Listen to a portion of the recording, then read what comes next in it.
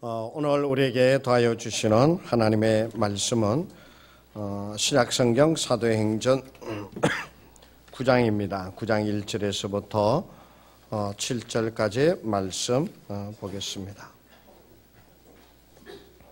제가 가진 성경, 신약성경 202쪽입니다. 제가 받들어 봉독하겠습니다. 사울이 주의 제자들에 대하여 여전히 위협과 살기가 등등하여 대제사장에게 가서 다메섹 여러 회당에 가져갈 공문을 청하니 이는 만일 그 도를 따르는 사람을 만나면 남녀를 막론하고 결박하여 예루살렘으로 잡아오려 함이라. 사울이 길을 가다가 다메섹에 가까이 이르더니 호련히 하늘로부터 빛이 그를 둘러 비추는지라. 땅에 엎드러져 들음에 소리가 있어 이르시되 사울아 사울아 내가 어찌하여 나를 박해하느냐 하시거늘 대답하되 주여 누구시니까 이르시되 나는 내가 박해하는 예수라. 너는 일어나 시내로 들어가라. 내가 행할 것을 내게 이를 자가 있느니라 하시니 같이 갔던 사람들은 소리만 듣고 아무도 보지 못하여 말을 못하고 서 있더라. 아멘. 우리 한국 교회사에 보게 되면은 유명한 깡패 출신 목사님이 계십니다. 아시는 분은 다 알고 계시리라 생각이 되어지는데 이기풍 목사님, 평양에 아주 유명한 깡패였었다고 그러죠. 그 재미있는 일화들이 여러 가지가 있는데 그 중에 이런 얘기가 있죠. 평양에 사시던 분들이 장날이 되어져서 평양에 이제 시장에 그 장 보러 가거나 물건을 팔러 가잖아요. 가면서 선앙당을 지날 때 돌 하나 이렇게 던지면서 꼭 선앙당에 기도하고 갔대요. 오늘 평양 가가지고 이기풍이 제발 만나지 말게 해달라고. 이기풍이 안 만나게 해달라고. 왜? 이기풍이 만나면 그냥 지나가는 사람이 없을 정도로 그렇게 깡패 짓을 했으니까요. 근데 이기풍 목사님이 한 번은 길을 가는데 어떤 양코쟁이가 옛날에 외국 사람 처음 보니까 코가 이렇게 하니까 양코쟁이라 그랬대요. 제가 하는 말이 아니고 책에 있는 말입니다. 그 양코쟁이가 예수 믿으라고 그러더래요. 그래가지고 뭐 저런 놈이나 해서 그러고서 갔대요. 근데 또 볼거는 이 양코쟁이가 하루는 사람들이 많은 데서 막 한국말 유창하게 막 얘기를 하는 거예요. 뭐 저게 왜 저러냐. 그래서 사람이 따라가가지고 그 집을 알고서는 자기 똘마니들 데리고 가가지고 돌을 얼마나 집어 던졌는지 그냥 집에 엉망을 만들어 그냥 박살이 날 정도로 돌을 집어 던졌다고 그래요. 그래도 분이 안 풀렸는지 다음에 또 보니까는 이 양코쟁이 그때 마포 삼열 목사님이에요.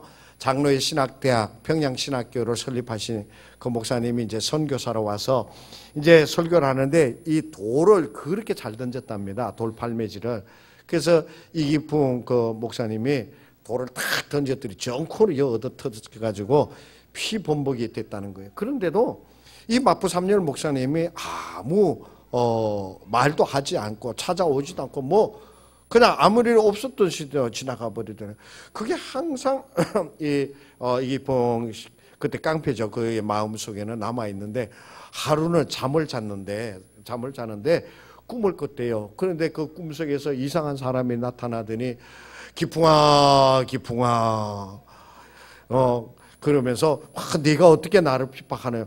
꼭 사울이 예수님을 만난 거죠. 그런 음성을 듣고 온몸이 땀에 흠뻑 젖어가고 깨었다.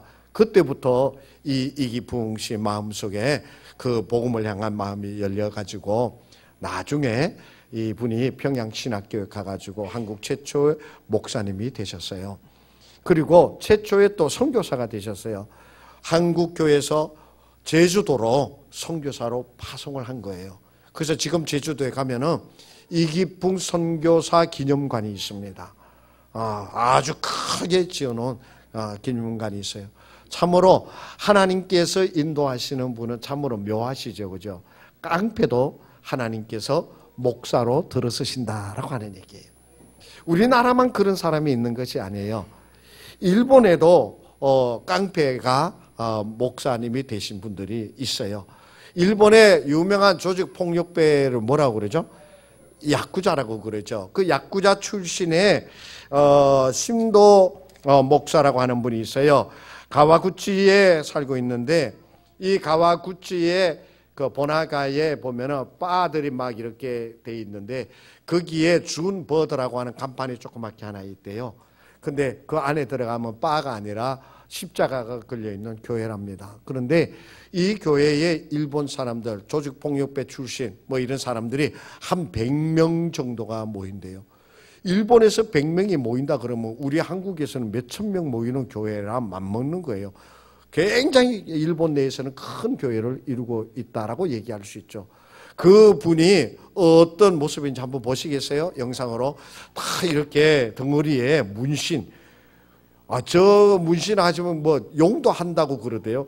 이게 근육이 이렇게 움직이면은 사람들 하는 얘기, 용이 막 꿈틀꿈틀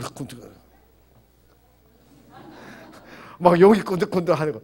그리고 또 사진이 또 있어요. 이분이에요, 이분. 그 세례를 베푸되 이 침례를 베푸는데 거기에 이 목사님이 이제 침례를 베풀고 있는 그런 장면이에요. 바로 이렇게 일본 야쿠자 출신 목사님이세요. 이분은 그 책을 보니까는 이분은 그 자기 두목이 총에 맞아가지고 자기 옆에서 죽는 것도 목격을 하고, 이 야쿠자 지람들 칼질, 총질 뭐 한없이 하고 감방에 가가지고 7번이나 들락날락하면서 10년이 넘도록 그렇게 이렇게 감옥 생활하다가 거기서 성경을 읽었대요. 감옥에서 성경을 읽다가 예수를 발견하게 되어지고 예수를 믿게 되어지고 신학 공부를 많이 해서 나중에 졸업을 하고 이렇게 목사님이 되셨다라고 하는 그러한 이야기가 있어요. 참 하나님께서는 이 깡패와 같은 이런 사람들을 이끌어서 하나님의 사람이 되게 하시고 일꾼이 되게 하셨다라고 하는 것이죠. 성경에도 이와 비슷한 사람의 이야기가 있죠. 그죠? 바로 우리가 잘 알고 있는 바울이라고 하는 사람이 바로 이 교회를, 예수 믿는 사람들을 그렇게 핍박하고 박해하다가 예수를 증거하는 사람이 되어진 것을 우리가 보게 되어지죠. 오늘 여기에 9장 3절 본문의 말씀에 보면은 아기가 더운 모양이죠. 데리고 나가서 이렇게 넓은 데서 이렇게 잘 하세요. 아기가 그 있기가 굉장히 답답한 것 같아요. 데리고 나가서 하세요. 자, 9장 3절의 말씀에 한번 보세요. 9장 3절의 말씀에 보면 2절의 말씀에 보면 다메섹 여러 회당에 가져갈 공문을 청하니 이는 만일 그 도를 따르는 사람을 만나면 남녀를 막론하고 결박하여 예루살렘으로 잡아오려 함이라. 그러니까 이 바울, 예전에 사울이라고 하는 이름은 히브리식 이름이에요. 그 다음에 바울이라고 하는 이름은 헬라식 이름이에요. 이 바울, 사울이라고 하는 사람이 바로 그렇게 어떻게 했느냐, 예수 믿는 사람들을 잡아다가 옥에 가두고 돌로 쳐 죽이는데 앞장선 사람이에요. 우리가 잘 알다시피 기독교 최초의 순교자가 바로 누구예요? 최초의 순교자가 스데반입니다. 그 스데반을 사람들이 돌로 들어서 막 치려고 할 때에 그들이 웃옷을 벗어서 사울이라고 하는 청년의 발 앞에 두니라 라고 그랬어요. 그게 바로 뭐냐면, 우리가 스데반을 돌로 쳐 죽이는데 사울 네가 증인이 되라, 우리는 이렇게 쳐 죽이는 것이 무고한 것이다, 그러면서 그 증거를 내세웠다. 거기에 돌을 던져서 스데반이 돌에 맞아 비참하게 처참하게 무참하게 죽어가는 것을 낱낱이 본 사람이 바로 이 사울이라고 하는 청년이었더라라고 하는 얘기예요. 그뿐만이 아니에요. 갈라디아서 1장 13절의 말씀에 보면은 이런 말씀을 하고 있어요. 내가 이전에 유대교회에 있을 때에 행한 일을 너희가 들었거니와 하나님의 교회를 심히 박해하여 멸하고, 이 멸하고라고 하는 말이 무슨 말이에요? 아주 교회를 내가 박살내버리려고 했다, 그 얘기예요. 바울의 옛날 모습이 이렇게 교인들을 잡아가지고 죽이는 것뿐만이 아니라 아주 교회를 그냥 막 싸그리 다 박살내버리려고 각오하고 거기에 또 열심을 내던 사람이 바로 바울이었다라고 하는 것이죠. 그가 정말 자기 스스로가 내가 스스로 어떠한 자인가라고 하는 것을 디모데전서 1장 12절 13절에서 얘기하고 있어요. 그 말씀에 보면은 나를 능하게 하신 그리스도 예수 우리 주께 내가 감사하며 나를 충성되이 여겨 내게 직분을 맡기셨다라고 그러면서 13절의 말씀에 보면은 이렇게 말씀하고 있어요. 내가 전에는 비방자요 박해자요 폭행자였으나 도리어 긍휼을 입은 것을 내가 믿지 아니할 때 알지 못하고 행하였습니다. 바울이 스스로가 얘기하기를 나는 전에는 비방자요 그리고 박해자요 폭행자였다는 거예요. 교회를 박살내는데 나처럼 열심히 낸 사람이 없다라고 얘기할 정도로 바울은 그렇게 교회를 핍박하는 자였어요. 그런데 이 사울, 그 바울이 어떠한 사람으로 변화되어졌느냐? 이렇게 교회를 박해하던 사람이 어떻게 변화되어졌느냐? 골로새서 1장 24절의 말씀에 보면 나는 이제 너희를 위하여 받는 괴로움을 기뻐하고, 이게 무슨 말이냐면 내가 너희에게 복음을 전하면서 내가 받게 되어지는 괴로움을 어떻게 한다고요? 기뻐한다는 거예요. 복음 전하는 사람을 잡아 죽이는 사람이었는데 전에는, 지금은 그 복음을 전하면서 자기가 복음을 전하면서 내가 받는 괴로움을 기뻐하고 그리스도의 남은 고난을 그의 교회를 위하여 내 육체에 채운다라고 말씀하고 있어요. 예수님께서 이 땅에 오셔서 십자가에 달려 죽으셨잖아요. 그 엄청난 고통이잖아요. 그러면서도 이 땅에 오셔서 우리를 위하여 십자가를 지신 것 이외에 남은 고난이 혹 있다면 그 남은 고난을 내 육체에 채우기를 원한다는 거예요. 이 얼마나 엄청난 말입니까? 십자가에 죽는 것도 내가 불사하겠다라고 하는 그런 말 아니에요. 이런 사람으로 바뀌어졌어요. 교회를 그렇게 박해하던 사람이. 그것뿐만이 아니에요. 그가 고린도후서 11장 24절 이하의 말씀에 보면 이렇게 말씀하고 있어요. 그가 복음을 전하면서 예수를 증거하다가 어떤 일을 당하였느냐? 유대인들에게 40에서 하나 감한매를 5번 맞았으며 3번 태장으로 맞고 1번 돌로 맞고 3번 파선하고 일주일을 깊은 바다에 지냈으며 여러 번 여행하면서 강의 위험과 강도의 위험과 동족의 위험과 이방인의 위험과 시내의 위험과 광야의 위험과 바다의 위험과 거짓 형제 중에 위험을 당하고 또 수고하여 애쓰고 여러 번 자지 못하고 줄이며 목마르고 여러 번 굶고 춥고 헐벗었느니라. 그 당시에 채찍을 만들었는데 어떻게 만들었냐면 가죽으로 머리를 따듯이 이렇게 엮어가지고 가죽 채찍을 만드는 거예요. 그런데 이 가죽만 있으면 재미가 없었나 봐요. 그때 이 가죽을 엮으면서 매듭마다 뭘 넣냐면은 쇠구슬을 달았어요. 쇠구슬. 그것으로 때렸어요. 그것으로 딱 때리면은 이게 쇠가 있으니까 무겁잖아요. 딱 몸을 휘감으면서 때리면은 이 휘가면서 그 쇠가 있으니까 힘이 있잖아요. 살을 파고들어서 채찍을 딱 떼면은 살점이 거기에서 묻어 나왔다고 그래요. 그래서 이 태장을 맞으면 사람이 죽는다는 거예요. 그래서 40대 맞으면 사람이 죽기 때문에 40에 하나 감한매를 내가 5번 맞았다라고 그러잖아요. 그래서 그 매로 39대만 때렸다고 그래요. 40대 맞으면 죽으니까. 그렇게 복음을 전하다가 내가 이렇게 태장에 맞고 돌로도 맞고 어디에서는 있잖아요. 그 돌에 맞아가지고 이 사도 바울이 실신을 해버렸어요. 그러니까 사람들이 죽었다고 질질질질 끌어다가 동네 밖에 갖다 버렸어요. 그러다가 거기서 정신을 차려서 나갔어요. 이런 일을 당하였어요. 이런 일을. 어떤 자가 그 예수 얘기만 하면 잡아 죽이려고 했던 사람이 예수를 전하다가 이런 일을 당하는 자가 되어졌더라라고 하는 거란 말씀이에요. 바울이 어떻게 그렇게 180도로 완전히 그냥 180도로 사람이 그렇게 바뀌어질 수 있었겠는가라고 하는 거예요. 그것은 이 바울이 바로 예수님을 만났기 때문에 그래요. 예수님을 만났기 때문에. 오늘 본문 9장 3절의 말씀에 보면 사울이 길을 가다가 다메섹에 가까이 이르더니 호련히 하늘로부터 빛이 그를 둘러 비추는지라 땅이 엎드러져 들음에 소리가 있어 이르시되 사울아 사울아 내가 어찌하여 나를 박해 하느냐 하시거늘 대답하되 주여 누구시니까 이르시되 나는 내가 박해하는 예수라.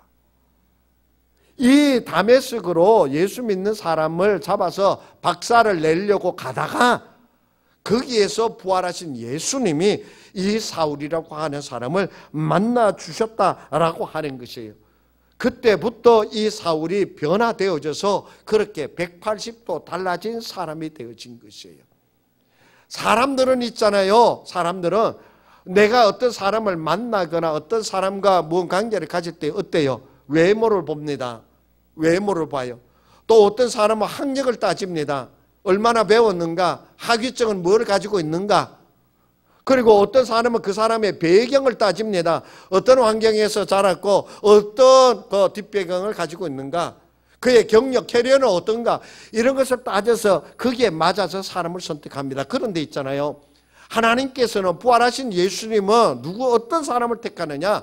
외모로 사람을 택하는 것이 아니라 깡패 같은 사람이라 하더라도 그리고 이렇게 박해하는 자이라 하더라도 주님께서 그를 만나셔서 그가 도리어 복음을 전하는 자가 되게 하여 주신다라고 하는 것이에요. 성경에 보면 있잖아요. 돈밖에 모르는, 나라 팔아먹은 돈밖에 모르는 사람이 있었어요. 여리고성에 삭개오라고 하는 세리장이 있었잖아요. 그런데 그 세리장 삭개오를 예수님께서 만나 주시잖아요. 그 만나 주시면서 삭개오야 내려오라, 내가 오늘 네 집에 유하여야 되겠다 그러시면서 그 삭개오도 잃어버린 하나님의 자녀 아브라함의 자손이로라 하면서 그를 인정해 주시잖아요. 돈밖에 모르던 이 삭개오가 그렇게 주님이 자기를 찾아와서 자기를 영접해 주시니까 너무나도 감격해서 뭐라고 그래요? 내 재산의 절반을 나누어 주겠습니다. 다시는 이러한 일을 하지 않겠습니다 라고 하면서 주님 앞에 서약을 하고 있는 모습을 보잖아요. 사람들은 나라 팔아먹은 놈이라고 손가락질하고 사람 대우해 주지 않고 만나 주지 않고 그런 삭개오였지만 그 삭개오를 만나 주셔서 그가 그렇게 180도 바뀌어지는 사람이 되게 하여 주신 것이에요. 여리고성에 소경 바디메오가 있잖아요. 사람들은 이 바디메오 소경을 없이 여겼겠지만 예수님은 그가 부르자 뒤돌아보시면서 그의 눈을 뜨게 해주셨잖아요. 저는요, 예수님께서 이 땅에 오셔서 그 정말 많은 자비를 베풀어서 환자들을 낫게 해주셨는데 가장 감격스러운 장면이요, 마태복음 8장 3절에 나오는 이야기입니다. 그 마태복음 8장 3절에 나오는 말씀에 보면은 예수께서 손을 내밀어 그에게 대시며 이르시되 내가 원하노니 깨끗함을 받으라 하시니 즉시 그의 나병이 깨끗하여 진지라 말씀하고 있어요. 나병이라고 하는 병이 어떤 병입니까? 문둥병 아닙니까? 예전에는요, 이 예수님 당시에는요, 지금도 뭐 사람들이 다 슬슬 피하여 다니는 그 나병, 문둥병 환자지만 예수님 때에는 더 심했어요. 하나님께로부터 저주받은 자라고 그래가지고 상종을 하지 않았어요. 저는 예전에 영화에서 어떤 영화에서 보니까 이게 뭐예요? 한 분 줍사, 그 소경이 한 분 줍사 한 분 줍사 그러고 있었어요. 근데 그 주인공이 문둥병 나병에 걸렸는데 동전을 딱 줬어요. 그런데 사람들이 주변에서 아 나병 환자다 그러니까는 이 거지 소경이 자기 이게 깡통 안에 동전 들은 걸 내버려. 나병 환자? 그러더니 그 돈도 내버리는 거예요. 그 정도로 사람이 무시를 당하고 없이 여김을 당한 것이 나병 환자입니다. 가족에게서도 친구에게서도 다 버림을 받았잖아요. 그런데 예수님께서 이 나병 환자를 어떻게 자비를 베푸시는데 그 몸에 손을 대시며 이르시되 라고 말씀하고 있어요. 그 나병 환자의 몸에 그를 만나서 얘기하는 것도 사람들이 싫어하는데 다 피하는데 그 몸에 손까지 대시면서 이러시되 내가 원하노니 깨끗함을 입어라. 와, 이거는 짧은 한 구절이지만요, 이거는 예수님께서 어떤 마음으로 그를 사랑하셨고 어떤 마음으로 그를 회복시키시기를 원하고 계시는가라고 하는 것을 정말 단 한 줄로 보여주는 하나님의 말씀이에요. 예수님은 그렇게 나병 환자에게 손을 대면서까지 그의 병을 낫게 하여 주셨어요. 사람들은 다 피하여 간다 하더라도요. 사람들은 다 피하여 간다 하더라도요. 그래요. 주님께서는요, 부활하신 주님은 온전한 사람만 찾아가셔서 만나 주신 것이 아니에요. 부활하신 예수님은 깡패 같은 깡패 같은 사람, 목사가 아니고, 그리고 이 박해자 사울과 같은 사람, 이 모든 사람에게서부터 버림을 받은 나병 환자와 같은 사람, 이런 사람을 찾아가셔서 그를 만나 주심으로 그를 새로운 사람이 되게 하여 주신다라고 하는 얘기예요. 그런데 더 중요한 것이 있습니다. 뭐냐면 그를 만나 주셨는데 만나 주시는 것으로 끝나는 것이 아니라 그에게 뭘 하셨느냐 하면 사명감을 더하여 주고 계시다는 거예요. 사명감. 여기 사도 바울은 있잖아요. 사도행전 26장 17절과 18절의 말씀에 보면 그 사도 바울에게 주님이 하신 말씀이 있습니다. 이스라엘과 이방인들에게서 내가 너를 구원하여 그들에게 보내며 그 눈을 뜨게 하여 어둠에서 빛으로 사단의 권세에서 하나님께로 돌아오게 하고 죄의 사함과 나를 믿어 거룩하게 된 무리 가운데서 기업을 얻게 하리라 하더이다. 그러니까 이 다메섹 도상에서 예수님이 그를 만나 주셔서 그에게 사명감을 더하여 주신 것이에요. 사명감. 여러분, 이 사명감이라고 하는 것이 얼마나 중요한지 아십니까? 내가 약하게 되어져 있고 내가 방황하게 되어지고 내 마음이 약해지고 내 마음이 병들게 되어진다라고 하는 것은 뭔지 아십니까? 내가 사명감을 잃어버렸기 때문에 그렇다라고 하는 것을 아셔야 됩니다. 아셔야 돼요. 내가 사명감에 불타오르게 되어지면 있잖아요. 어떠한 일이 내한테 닥친다더라도요, 그 사명감에 불탄 자는요, 주저앉는 것이 아니라 그것에 맞서서 나갑니다. 왜? 사명감이 있기 때문에. 제가 야구를 좋아해요. 어제도 우리 화나가 이겼어요. 어린이날에는 이 정근우 선수가 어린이에 말로 홈런을 때려가지고 애들에게 선물을 줬어요. 와, 정말. 그런데 그 야구를 볼 때 있잖아요. 가끔 가다가 보면 투수가 던지는 공에 타자들이 맞는 일이 일어납니다. 빈볼이라고 그래가지고 일부러 맞추는 것도 있어요. 꼭 실수한 것처럼 해가지고 일부러 사람을 맞히는 그런 것도 있어요. 또 어떨 때는 실수를 그야말로 손에서 공이 빠져가지고 맞히는. 한데 그게요, 이 투수들이 던지는 공이요, 얼마나 센지 아십니까? 무지개 셉니다. 무지개 세요. 그 영상을 보면요, 고속으로 찍은 영상을 보면요, 이게 빠따로 탁 치잖아요. 배트로 치잖아요. 그러면요, 야구공이 배트에 딱 맞는 순간에요, 공이 절반으로 짭으로 듭니다. 영상을 보면 절반으로 짭으로 들어가서 날아가요. 그 정도로 공이 세거든요.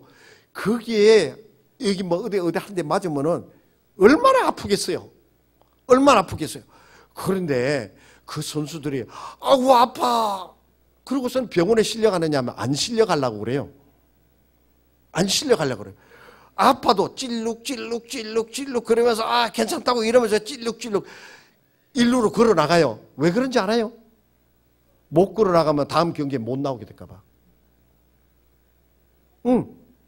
그 엔트리에서 제외되어질 수 있으니까. 부상을 크게 입었다라고 그러면 제외될 수, 그래 아파도 참고서 가는 거예요. 찔룩 하면서. 이게 사명감입니다.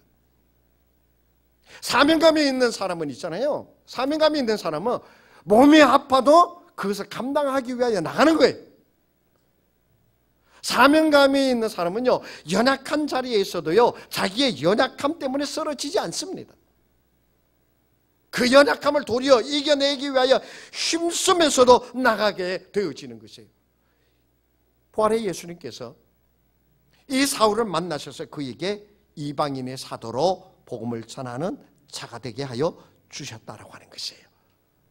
그렇기 때문에 그는 40에 하나 감한 매를 맞고 돌로 맞아서 죽은 자가 되어지고 굶주리게 되어지고 온갖 고난을 다 당하여서도 사명감, 부활의 예수님이 직접 나를 만나 주셔서 더하여 주신 그 사명감이 그 바울에게 꽉 차 있기 때문에 그 어떠한 일을 당하여도 굴하지 않고 나가게 되어지는 것이, 부활의 예수님이 이 바울에게 그런 사명감을 더하여 주셨어요. 그런데 있잖아요. 그런데 그 부활의 예수님께서요, 우리 모두에게 그런 사명감을 더하여 주셨다라고 하는 사실이에요. 마태복음 28장 19절의 말씀에 보면, 그러므로 너희는 가서 모든 민족을 제자로 삼아 아버지와 아들과 성령의 이름으로 세례를 베풀고 내가 너희에게 가르쳐 분부한 너희에게 분부한 모든 것을 가르쳐 지키게 하라. 누구에게 더하여 주신 말씀을, 그러므로 너희는 가서. 오늘 이 자리에 모인 모든 분들이 바로 어떠한 분들이에요? 저는 부활의 예수님을 믿는 분들이라고 확신합니다. 근데 생각보다 아멘이 적어요. 안 믿는 분들도 들어 계신가 보라. 다시 한번, 오늘 이 자리에 모이신 모든 분들은 다 부활의 예수님을 믿는 줄로 내가 확신합니다.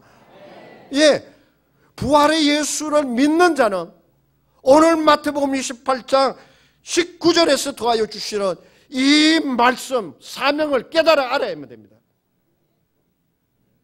사도행전 1장 8절에서 뭐라고 그랬어요? 오직 성령이 너희에게 임하시면 너희가 권능을 받고 예루살렘과 유대와 사마리아 온 땅 끝까지 이르러 내 증인이 되리라. 이게 부활의 예수님을 믿는 자들에게 더하여 주신 사명감이에요. 우리는 그 사명을 잃어버려서 안 돼요. 사명을 잃어버리면은 있잖아요, 바람 빠진 풍선이 돼가지고 디디디디디 이렇게 돼버려요. 사명감이 있는 사람은 어떤 자리에서든지 눈에 빛이 납니다. 눈에 빛이 나요. 눈이 살아 있습니다. 그 자는 바로 사명을 가진 자입니다. 저 지난주에 제가 설교 말씀했듯이 엠바오로 가고 있던 자, 실망한 자들이잖아요. 그러나 부활의 예수님을 만났을 때 어떻게 했어요? 다시 예루살렘으로 돌아갔잖아요. 낙심하여 고기를 잡고 있던 베드로, 이제 고기나 잡아야 되겠다는 베드로에게 찾아가서 바요네 시몬아, 내가 나를 사랑하느냐? 내 어린 양을 먹이라. 나를 사랑하느냐? 내 양을 먹이라. 그 베드로에게 사명감을 더하여 주셨잖아요. 부활의 주를 만난 자는 감격하여 입을 열어 부활의 예수를 증거하게 되어진다라고 하는 사실이에요. 바로 우리는 그 부활의 예수님을 만난 자가 되어졌음을 확신하시기를 바랍니다. 그리고 마지막으로 이 부활의 예수님이 만나주시고 말씀하여 주실 때 바울은 응답하였습니다. 그렇게 해서요, 실로 있잖아요, 이 사울이 나중에 다메섹에 들어가서 예수를 만난 그것을 증거하려고 다 모이라고, 기독교인들 좀 모이라고 그랬더니 사람들이 안 왔어요. 왜 안 온 줄 알아요? 사울 저자가 교회를 그렇게 핍박하던 자인데 우리를 오라고? 그러다가 우리 몽땅 잡아가면 어떡하려고요? 못 가겠습니다. 그래서 사람들이 안 모였어요. 안 모였어요. 바울은 자기 자신이 어떠한 자이다라고 하는 것을 너무나도 잘 알았습니다. 교회를 핍박하는 자요, 방해하는 자요, 시비 거는 자요, 사람을 죽이는데 앞장선 자이다. 그래서 자기는 도덕의 개수라고까지 얘기했어요. 그러한 자예요. 그런데 그러한 것을 자신이 너무나도 잘 알고 있는 거예요. 너무나도 잘 아는 거예요. 그런데 주님이 어찌하여 나를 핍박하느냐고 불러주셨을 때 사울은 거기에 응답하였습니다. 내 스스로는 부끄러웠어요. 내 스스로는 너무나도 남사스러웠어요. 죄송했어요. 나 같은 게 어떻게 그랬어요. 그런데 바울이 거기에 응답을 하였어요. 스스로 부끄러웠지만 하나님의 부름에 응답하는 것이, 저는요 우리 모두에게 오늘 어린이 주일인데 우리뿐만이 아니라 우리의 자녀들도 주님께서 이렇게 불러주실 때에 응답하는 자녀들이 되어지기를 간절히 원해요. 저는 요즘에 그런 생각이 많이 들어요. 우리 교회 학교 교육을 하는데 자꾸 이게 재미 위주로 돌아가는 거예요. 애들이 좋아하는 것, 애들이 원하는 것, 많이 모이는 것만을 위주로 해서 그 아이들을 자꾸 불러 모으려고. 물론 좋지요. 그런 데 있잖아요. 그런 데 있잖아요. 거기에 예수의 생명이 빠지면 안 돼요. 어린 아이들이 어렸을 때부터 예수를 만나야 된다고 나는 생각하는 사람이에요. 그 어렸을 때 예수를 만났을 때에 그 인생이 어떻게 달라지고 어떠한 인생을 향하여 나아가게 되어지는가 제가 알기 때문에 그 어렸을 때부터 아이들에게 복음을 증거하고 그들이 예수를 만날 수 있게 해 주어야 된다고 생각해요. 그래서 여러분 자녀 축복 기도 운동 제가 매주 월요일마다 문자를 보내는데 내가 신방대학교에서 물어봐요. 자녀 축복 기도 운동 하냐고 그랬더니 그냥 받기는 받는디야. 그래서 기도하여 주지를 못하고 그 자녀에게 나한테 받은 그 기도 물을 갖다가 이렇게 다시 이렇게 전달해 주는 걸로 그냥 다 하는 거예요. 그게 아니에요. 그 자녀에게 정말 내가 기도해 줄 때 있잖아요. 기도해 줄 때 부모된 내가 달라져요. 그 기도를 자꾸 해주면은 애들이 안 들어요. 도망 다니고 싶어 해요. 그러나 그 속에서 복음이 싹이 트게 되어지는 거예요. 그래서 그 아이에게 직접 기도해 주라는 거예요. 여러분의 자녀가 하나님의 귀한 자녀가 되어질 수 있도록 하기 위해서는 여러분이 기도하셔야 돼요. 그리고 그 어렸을 때에 주님의 부르심에 응답할 수 있는 아이가 될 수 있게 해줘야 돼요. 그래서 그가 주님 안에서 자라날 수 있게 돼요. 나는 부족합니다. 연약합니다. 모자랍니다. 아직도 때가 안 됐어요. 주님의 부르심에 이런 대답은 부활의 예수님을 확신하지 못하는 자의 대답이에요. 하나님께서는 있잖아요. 믿음의 조상 아브라함이죠. 아브라함을 부르셔서 아브라함이 되게 하셨어요. 믿음이 없는 아브라함을 불러내서 그가 믿음의 조상이 되어질 수 있도록 훈련시키셨어요. 그 아브라함이 되도록 만들어 가셨어요. 하나님께서. 그래요. 내가 부족한 거 내가 너무 잘 알아요. 내가 형편없다라고 하는 거 내가 너무 잘 알아요. 내가 정말 엉터리 같은 놈이라는 거 내가 너무 잘 알아요. 스스로. 그런데 주님의 부르심에 응답하면 주님께서 이끌어 주시어서 훈련시키시고 보완해 주시고 새롭게 하여 주셔서 그 사명을 감당할 수 있는 자가 되게 하여 주신다는 것을 깨달으시고요. 내가 부족하여도 내가 부활의 예수님을 만나기를 간구하고요. 나의 자녀들이 그 부활의 예수님을 만날 수 있도록 간구하며 나아가는, 그래서 부활의 예수님을 만남으로 그 삶이 새롭게 되어지는, 깡패가 변하여 목사가 되어지는 그러한 새로운 삶의 역사가 우리에게 있게 되기를 원합니다. 기도합니다. 하나님 아버지, 부활의 예수를 만날 때에 그 인생이 변화되어지는 것을 봅니다. 우리들도 부활의 예수님을 만나 응답하는 자가 되게 하여 주시고 우리의 자녀들도 어렸을 때부터 부활의 예수를 만남으로 그 인생이 새로워지게 하여 주시옵소서. 부활의 예수님, 우리를 만나 주시옵소서. 예수님의 이름으로 기도하옵나이다. 아멘.